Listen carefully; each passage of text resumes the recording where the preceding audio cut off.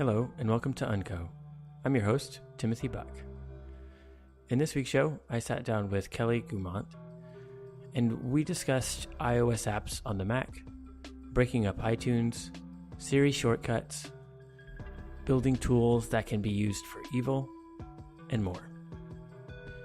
If you want to help support the show, become a patron over at patreon.com/uncofm. Hi, Kelly. Hi, how are you doing, Timothy? I'm doing well. How are you? I've been really busy. So, this week I'm today I'm digging out after being gone last week. So, I'm really busy. How about you? I'm doing really well. I took today off and I got a massage and I'm feeling really good right now. So I'm excited to do the show. I don't know if I could be excited about anything after a massage, but I'm glad you can. I just kind of want to chill out, like my big plans after a massage are like lay on the couch for a while, or right. Like if the weather's not ridiculously hot, I'm gonna go sit on the patio and like just soak up some sunshine and just hang out and be in the backyard. So yeah, well, yeah, the rest of the day is gonna be nice. I don't have anything planned other than dinner with my wife, so that's an excellent plan. Yeah. Yeah, so I asked you on the show because of WWDC was last week, and you were there. I was around WWDC a little bit at some of the other events going on, and I thought it'd be interesting to kind of, now that we've had a little bit of time to digest all the news of what happened, to just kind of talk through, your impressions of what Apple's announced, of what that means for the Apple community, what that means for developers, and what that means for end users. Does that sound good? Sure. So I guess first question is, did anything in particular stick out to you as like the most important thing that happened at WWDC this year? Well, I would say like the most important thing that happened this year is that they announced something that's going to happen next year. And the reason that I'm interested in that is because I feel like this is one of those times when we get a little insight into Apple's direction, into what they're thinking and where it's going to go. And that's because one of the things they announced this year was the idea that some iOS apps are going to come to macOS. And this is interesting. This is interesting to me in a bunch of different ways. First of all, so for people who don't know, what this is Marzipan, or Project Marzipan, if you've heard this. What this is this project that's going to make it easier if you have an iOS app to bring it to macOS. Not to make macOS and iOS the same. It's this sort of, under the hood kind of setup, so that if you built a great Mac app, you can a great iOS app, you can port that to macOS more easily. And they told us about it, and they showed us a couple of examples of this, because the new version of macOS called Mojave is going to include the Stocks app, which has been expanded from a widget, and the News app that you're used to on your phone and your iPad. And those are going to be part of macOS with Mojave later this year. And the reason this is interesting to me is because what this tells me is that all of those people who continue to work themselves up over macOS and iOS merging, this isn't that. And this shows that at least in the short term, it's not going to continue to be that. They are still different platforms. All they're doing is making it easier for you to build on one and move to the other. And it's only one direction. And it sounds really great. And part of the reason I personally am interested in this as a spectator at this point, I'm not developing anything for iOS that's going to come to macOS. But as a spectator, what this means to me is that, what I'm hoping anyway, is the way that you manage the different kinds of media on your device, on your iOS device, could possibly come to Mac OS. So on your iOS device, you have an iTunes store, which is separate from the music app, which is separate from videos, which is separate from. Mm-hmm. And this is my fondest wish. It has been my fondest wish for these many years. Yes. Like, over at Mac Observer, I've written stuff up about how iTunes needs to break up with itself, and how, every year I hope that this year is the year that Tim Cook comes out on stage with like huge stacks of paper and says, "This is iTunes source code," and then feeds it to a wood chipper. Every year I want that to be the thing that happens, and it never happens. So what I'm hoping is that this will make management better, because that will make everything better for everybody. It'll be easier to make a local backup if you're somebody like me who has had an iCloud backup fail you, and therefore makes sure that you have a backup on your device, or on your Mac and in the cloud. Making that management easier to do, and not making it, giving it an additional layer of abstraction and actively disabling functionality. Oh yeah, you don't back apps up anymore locally with your iTunes backup if you plug your iOS device in your computer. Instead, you get little bookmarks, and then your device downloads the latest version of all of those things. So if the newest version of something is completely broken and you're on the old version for a reason, you're out of luck if you have to restore from a backup. And I don't know how many people that happens to, but it happens to me often. So I don't have automatic updates turned on. I am good about keeping up with updates, but I prefer to do it myself and have some sort of knowledge about what's happening. And particularly as things break and things fall over and things get weird, I want to be aware of that and have a certain amount of control and be able to tell, like, this is the thing that happened, or everything was fine and then I installed this update, whether it was a system update or an app update or, any of those sorts of things. So that's my hope, is that this Project Marzipan will make that management easier on a fundamental level. Yeah, I 100% agree. I actually, maybe 3 years ago, I wrote that that's what I wanted in the next Mac OS, just on my personal site, to split up iTunes into 5-6 different smaller apps that do the specific things but do them well, instead of having one gigantic app that does so many different things that have completely different purposes but all not so well.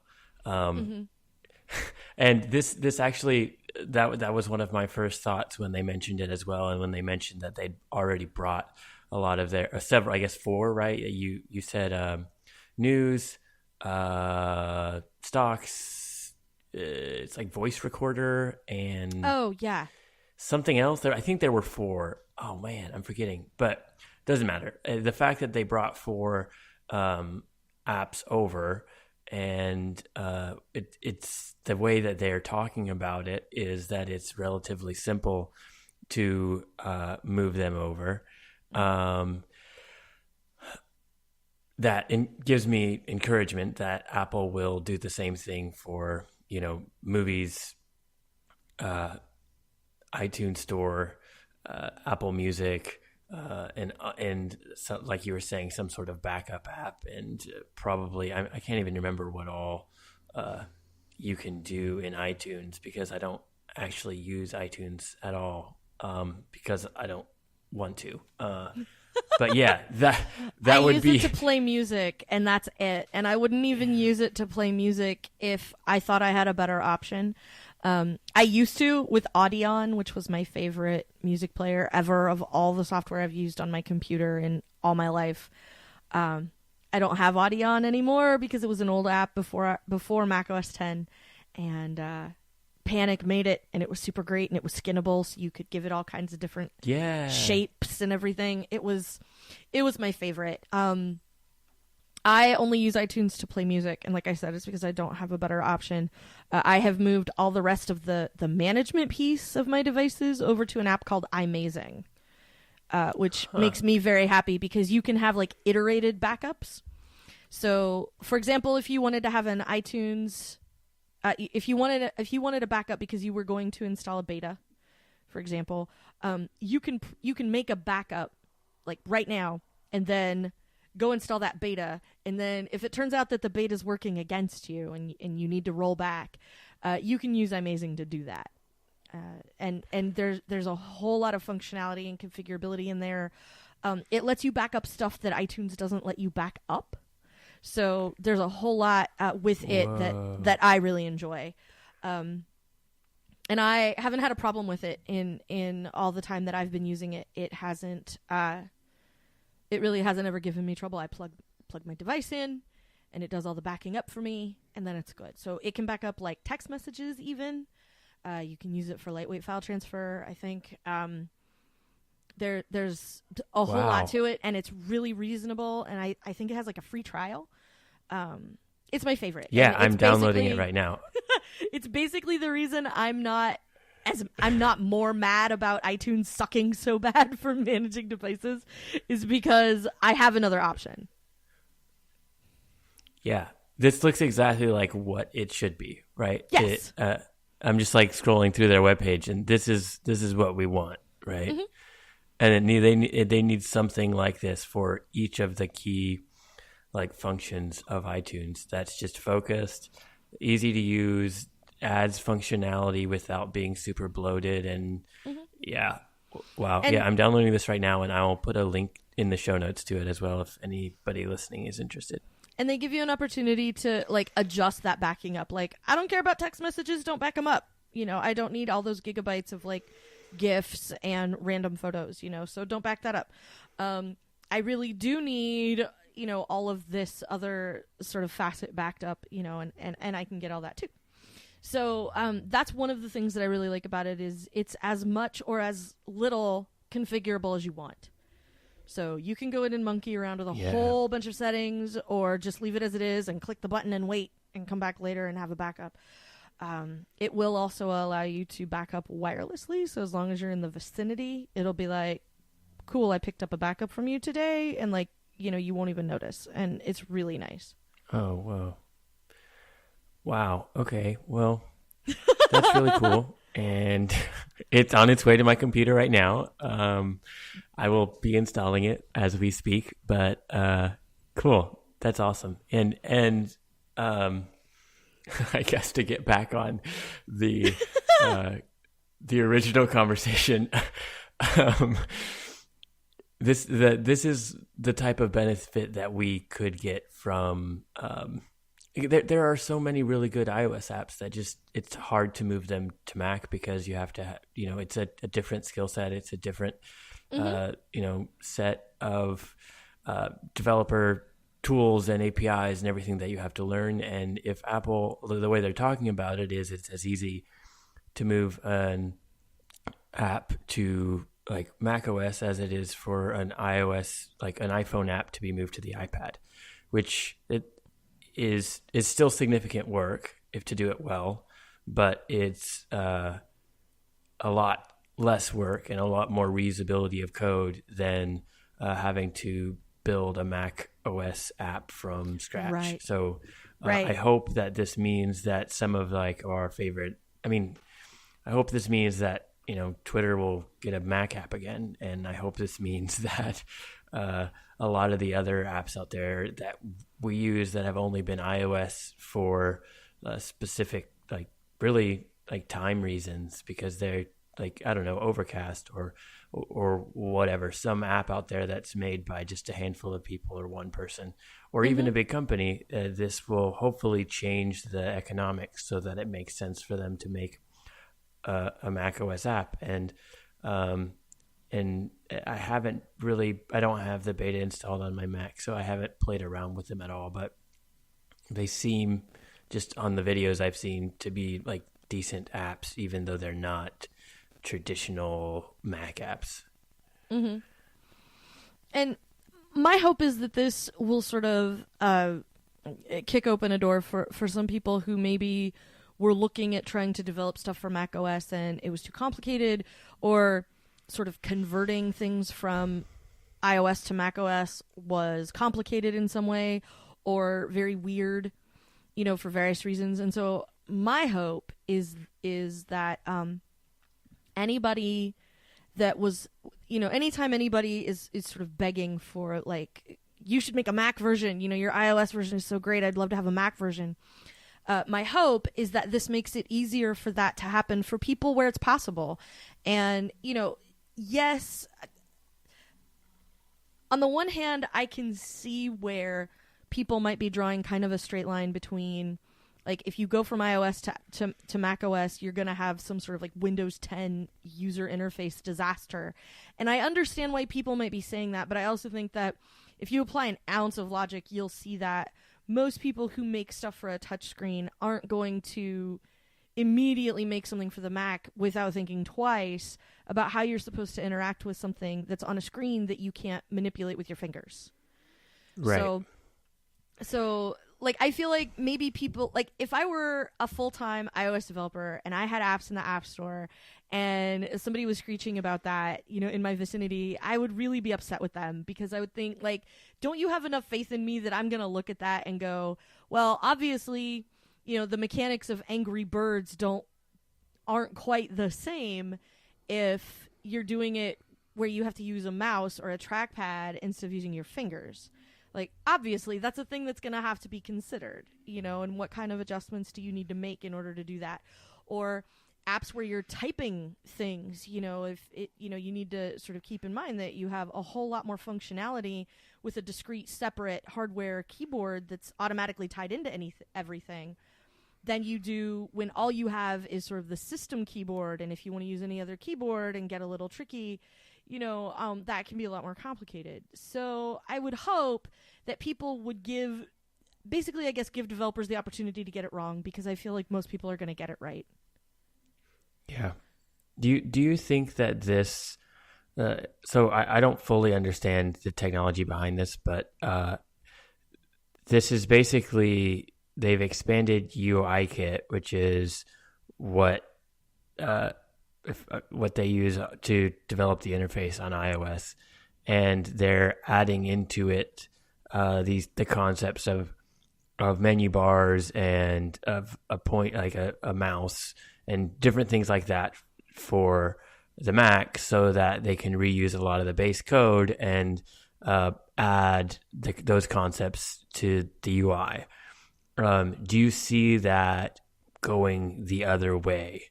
Like, we have a lot of people requesting mouse input on the iPad Pro, or requesting like additional features, more power for power users of the iPads. Do you see them reusing these features of UIKit on the iPad? Yes and no. In that I can see eventually where we get, I don't know what you would call the opposite of marzipan, but where you would get sort of the opposite of marzipan that makes it very easy if you have a Mac OS app to bring it to iOS. But I don't see it as a specific thing where we made it so you can hook a mouse to an iPad Pro. Like, I don't see that happening. So I would say, like, my hope is that doing it this one direction, because loads and loads of people got into iOS development who were not Mac developers. Loads and loads and loads and loads of people. So, like, to me, one of the things that this signifies is that when Apple talks about, like, we haven't neglected Mac OS, this is what they mean. Because they're making it possible, if you are a person who dipped a toe into development with iOS, or maybe iOS and Android, they're going to make it very easy for you to now have a Mac app available. And a lot of people came to development, for iOS. Like, they maybe weren't developers before, and got into it as a result of being able to build iOS apps as easily as they could, as they could, because it's not complicated for people to, sit down and really expend effort and get up to speed on something like Swift and build an app. And so what I'm hoping is that they're just sort of trying to leverage all of those people who built iPhone apps into Mac OS. And I think that's the thing that sometimes is getting overlooked with this is, people are still sort of concerned about Apple forsaking Mac OS. But what this shows me is that they want to give all of those iOS developers an opportunity to develop on a whole new platform and make it as easy as possible for them to do so. Yeah, and even if a small percentage of them do so, that will be massive for macOS, because there's so many more iOS developers that you could see a 50% growth in new Mac apps without a very large percentage of iOS developers actually doing this. So I think I think that's exciting, and I think paired with the new App Store on the Mac, I think it makes a lot of sense to kind of do those at the same time. The new Mac App Store will, have a year to learn and improve, and I think they're including. I'm trying to remember from the top of my head, but I think they're including some of the same things that they have on the iOS App Store, where there'll be like articles and stuff like that in it. And that's interesting. I think it's a very Apple-y thing to do.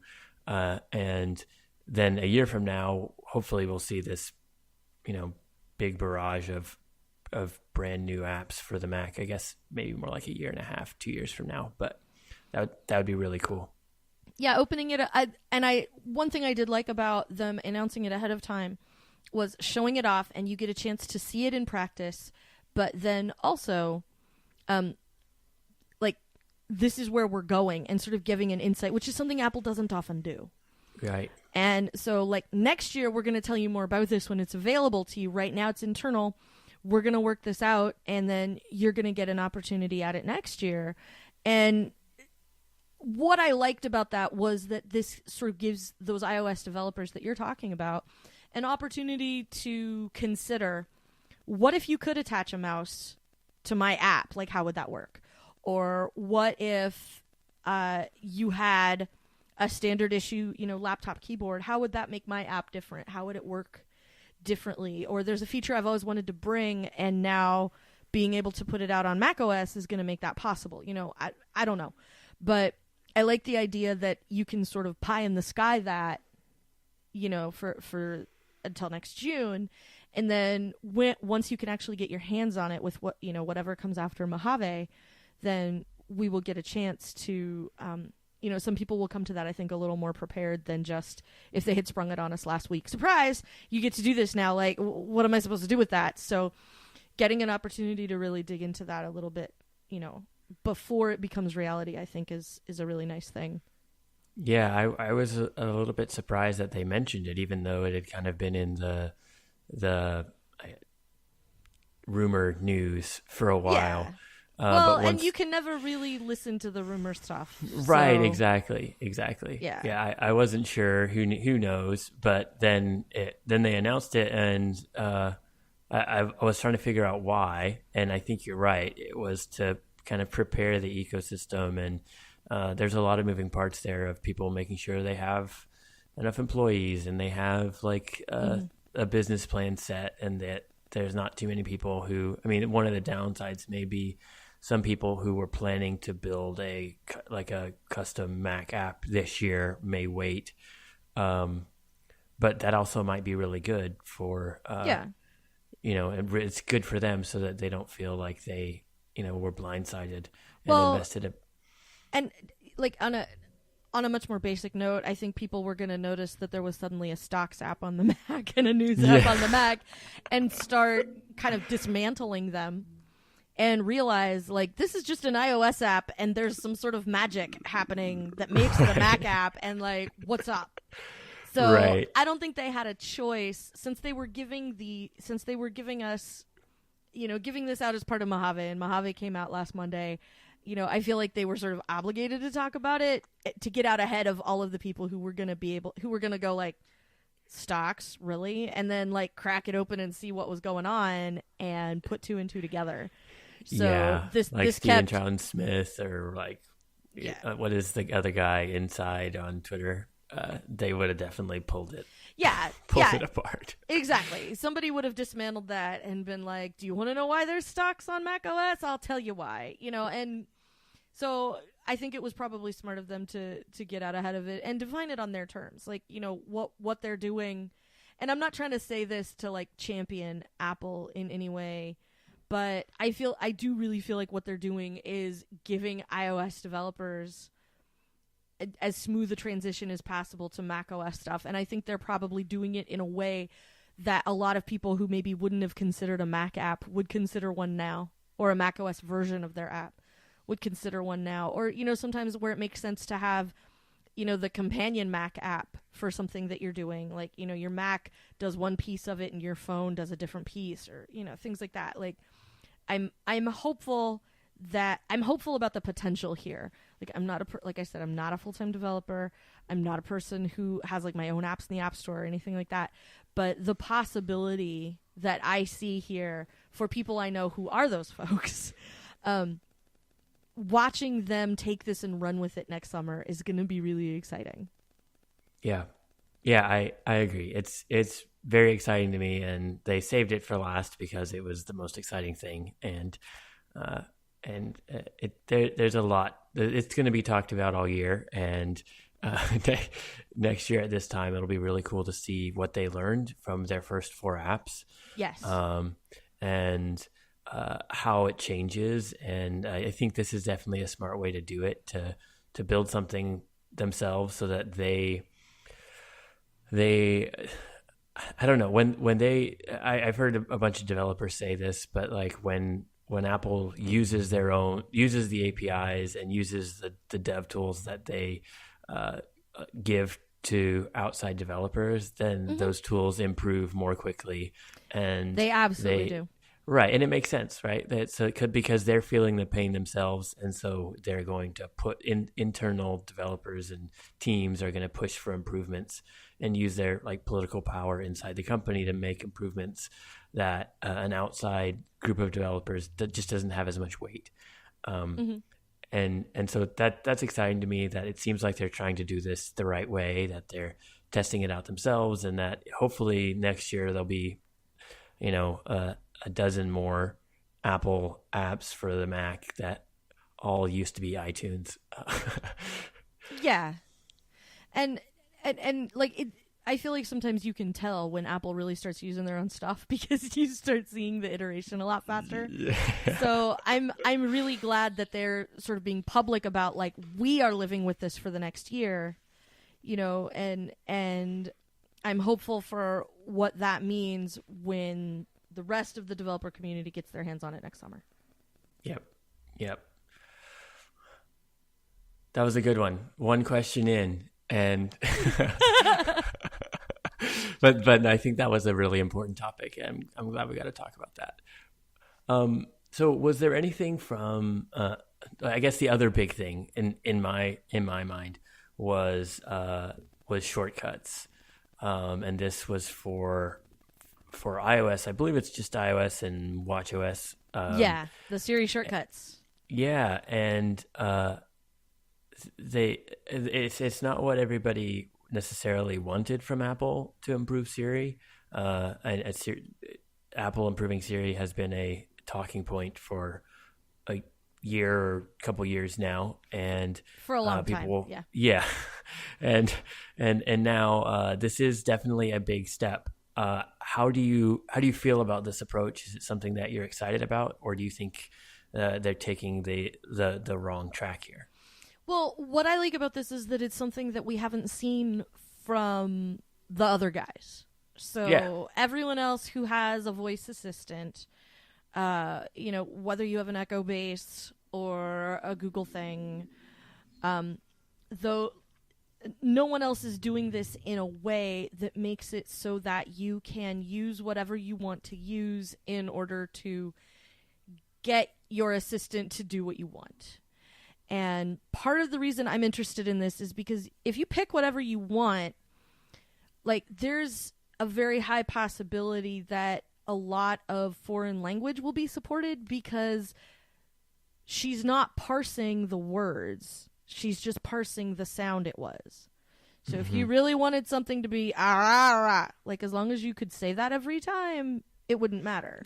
So it doesn't matter if you're using English or Latin or Pig Latin, like it doesn't matter because whatever that particular pattern is that you're using, that's going to be what works it out. The interesting piece to me of that, there were two things that I thought were very interesting. And the first was when they first pulled it up on the screen, it was a little bit of relief to be like, oh, that's where workflow went. Right. Like, yeah. I was really happy to see that they had sort of like used workflow's powers for good, I guess. And it wasn't one of those things where like people really loved a thing and then Apple bought it and then we didn't really know what was going to happen to it and then it went away. Because that's happened more than once. So I was really glad to see that it sort of appeared again in some form. What I don't know, and I heard like a couple different versions, well, both versions of the story, which were, I'm not sure what's going to happen to the workflow app we have now. Right. So some people said, yeah, you can keep it and you can keep using it if you want to. And then other people said, no, it's going away. So, I'm not really sure what its future is now, but I'm glad to know that its underpinnings and its functionality have been carried forward. That was the thing that was important to me. So like I said, I was relieved to see that, but I was also glad to see the additional Siri functionality where it would pop up for you and say, hey, you order this coffee every morning. Do you want me to go ahead and order it for you? Like, and give you the opportunity to make that as easy as possible. I thought that was a very interesting approach. And the reason it was interesting is because, first of all, there's a whole lot of pattern recognition that machines can probably do that people may not be as great at. So I may not have realized I was ordering that same thing every morning. Maybe it's making my life easier. Maybe it's just pointing out to me that, wow, I really need to change up my morning. Either way, right. Like awareness can be a good thing. And the other thing that I thought was interesting about that was that they made a point of clearing up any sort of like cloud spying, that was happening. Like this all occurs within the device. So even if you have your phone on airplane mode all the time, if you were to use it every morning to do something, it would prompt you after a while and go, hey, that thing you do every morning, you want to do it? Do you want to launch your, Carrot Fitness app this morning because you launch it every Wednesday or whatever? I thought that was really an interesting idea because I know people, for example, who love the Siri watch face. Yeah. For how it does those sorts of things for you on a lighter weight scale, but how it does those things for you. And I'm curious to see, once this is out in the world for a little while, how people are actually able to interact with it and what sort of things we discover. And my personal hope for it is that it will allow us to string together HomeKit devices with devices that are maybe not HomeKit devices and still be able to put that routine together for for first thing in the morning or last thing at night. Serenity Caldwell and Renee Ritchie had a panel talking about like the week in review at Nextdoor, and I got to catch their panel, and one of the things that she had said was she has an original Nest, so she can control it with her phone, but she can't HomeKit it with her phone. Mm-hmm. So this would give her an opportunity, open that app and make that adjustment, is a thing that Siri could do for her, like as part of a separate routine, not as part of a HomeKit routine. So maybe being able to use HomeKit, use the HomeKit lights and the HomeKit door lock and adjust the non-HomeKit thermostat is something that you could sort of string together. And I'm waiting to see a little more information about that, but I hope it helps. Yeah, it seems right. The best explanation I saw of all this stuff, because Shortcuts is kind of the demo they gave was kind of like for the crowd that was there, right? Yeah. It was the most extreme example of being like that a nerd would do, but not necessarily a normal person. Right. I'm gonna send you a link here. Matt Birchler wrote a piece about shortcuts in iOS 12, and he kind of broke it up into like three basic sections.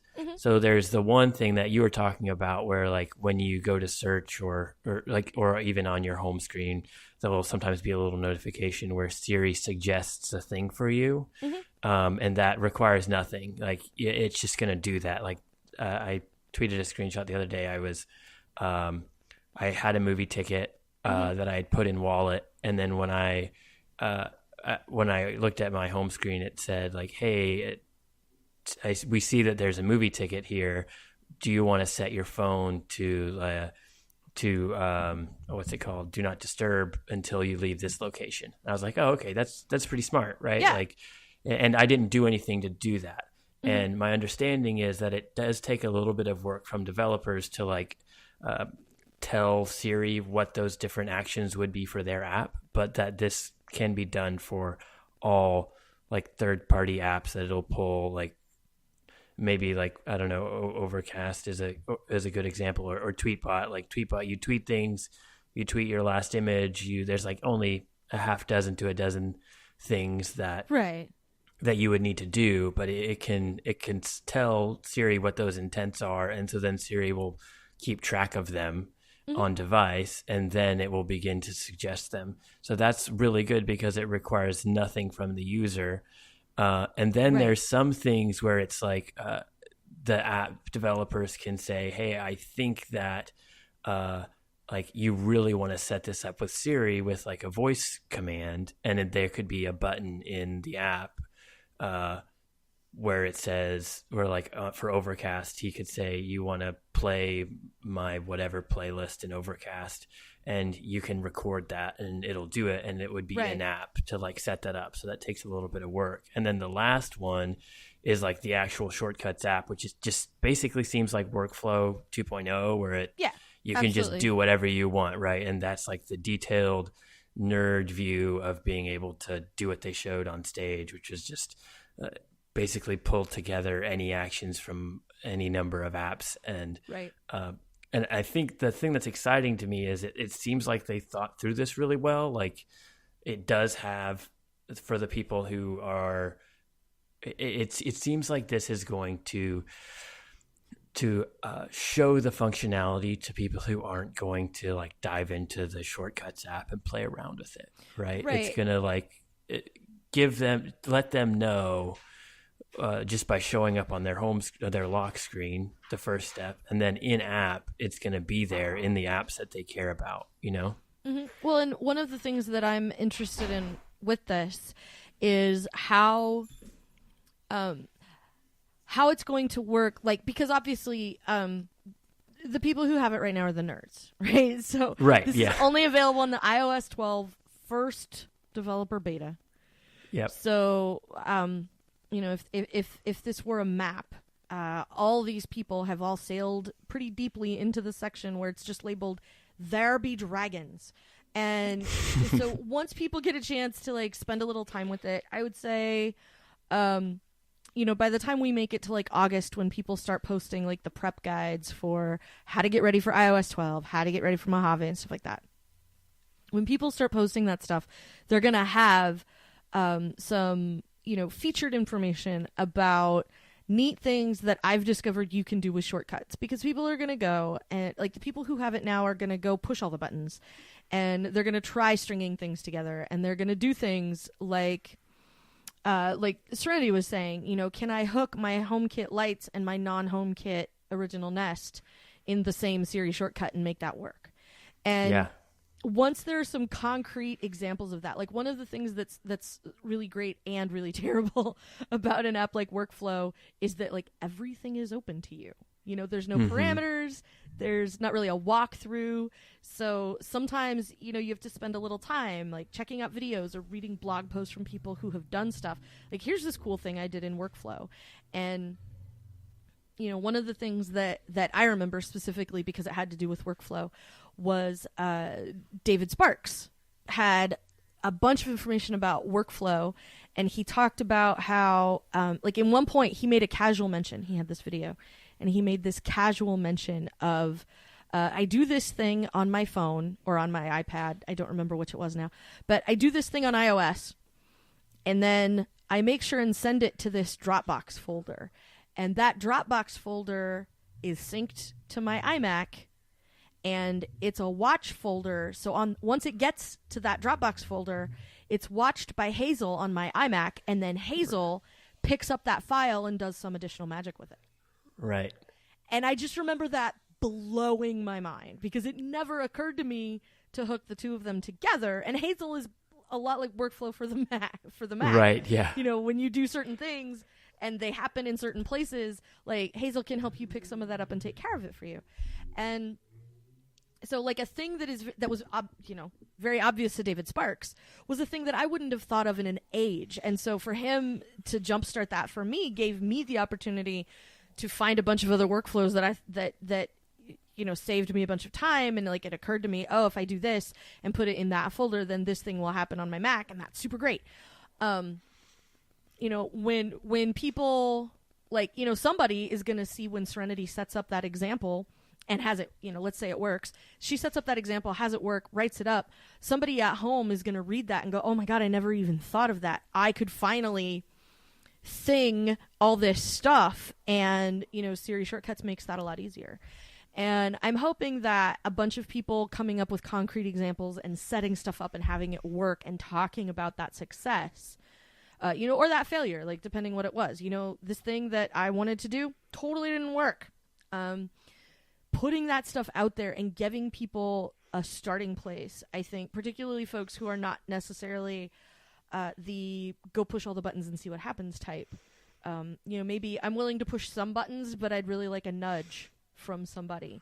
I'm going to go read Mac Observer's setup guide or whatever, where Kelly wrote up something about, all the crazy home automation crap she has in her house, and she was finally able to get Siri to do something with it.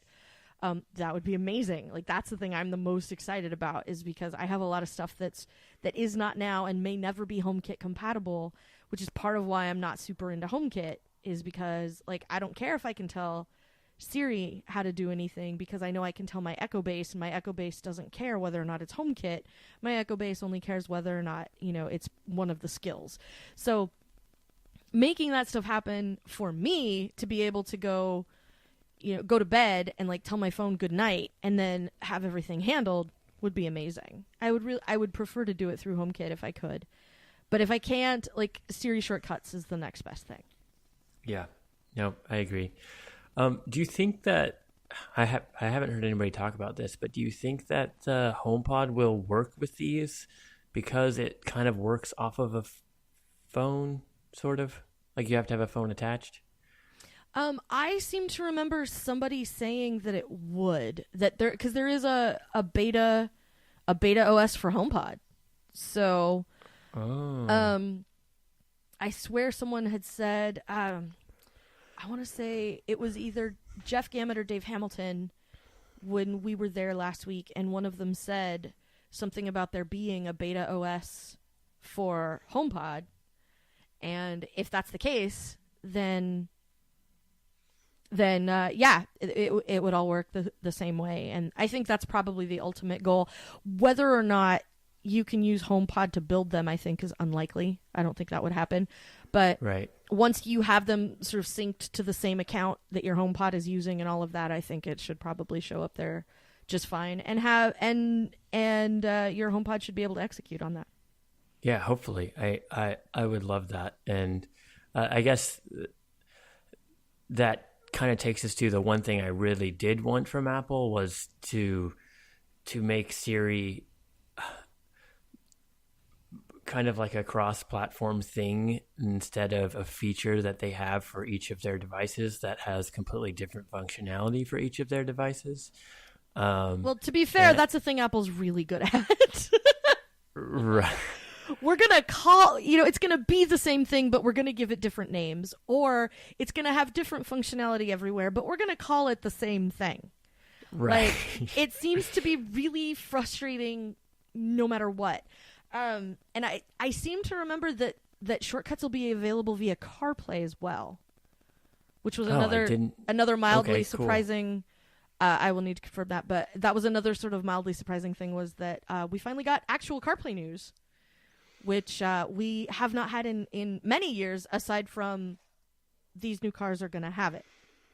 Right. That seems to be the only CarPlay news for ages and ages. So actually getting some, oh, by the way, some third-party apps could be CarPlayed if they wanted to be. And Siri Shortcuts will be available on Apple Watch, HomePod, and CarPlay via CarPlay. Nice. So yeah, you and can, I think so it'll that, be big for the Apple Watch. I think that it fits right in that function, like the functionality of an Apple Watch really well. Yeah. Well, and like the CarPlay, not CarPlay, like the podcast playlists and stuff that you were talking about before, like having that happen in the car to be able to just say, play my playlist, play my whatever playlist, and have that happen in the car for you, I think would be really great. And it's another way to sort of disconnect from your phone, while you're driving in order to, and making that stuff a little easier. And the fact that it does work on all those does it's a step towards what we were talking about, like it being similarly functional across the board. It doesn't sound like it's going to be on the Mac. Mm-hmm. What Siri Shortcuts will not be on the Mac, is that for sure? I haven't seen anything about that. I haven't seen anything that says that it will. So my hunch is no. So this is going to be another one of those, like, yeah, you have Siri on your Mac, but it doesn't do all the same stuff that it does everywhere else. Yeah, I was kind of hoping, because the changes to Finder added that like area where it gave you kind of shortcut-y type things, right? Like I was hoping that would tie in there. Maybe that's a next year thing, but that would be cool. So we're rounding out the show now. I always... You asked me one question, and then half an hour later it was like, question 2! And now we've had like 2 questions, and we're done. Yeah, but it's been a good conversation. So I always end the show with the same question, and it's broad on purpose. What is one thing that you find unusual in tech right now? In all of tech? Yeah, you can go anywhere with this. Whatever you...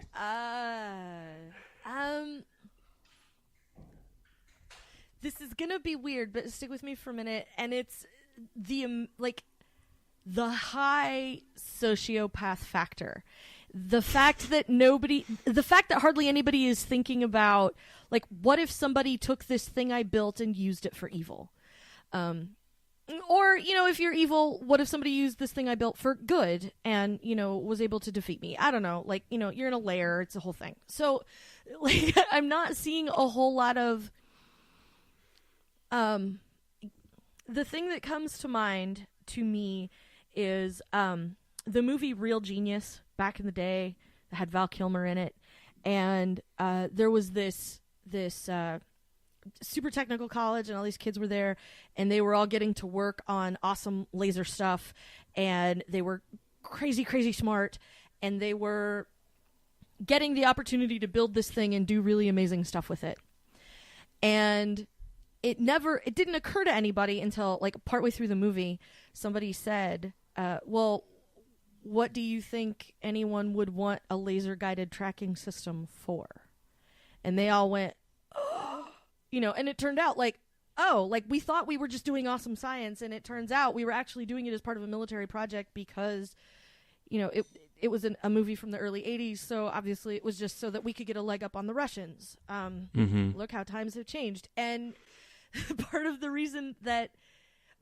what I see a lot of now is a lot of tunnel vision. And like, it never occurred to me what would happen if somebody if a bad guy took this thing that I was doing and ran with it, or things that are maybe a little more benevolent, like this sounds really crazy, but Uber is coming out with somebody who drives like a van, and it drives the same route every day, and it goes to the same stops all the time, and Uber is revolutionary. No, Uber invented the bus. We already have the bus.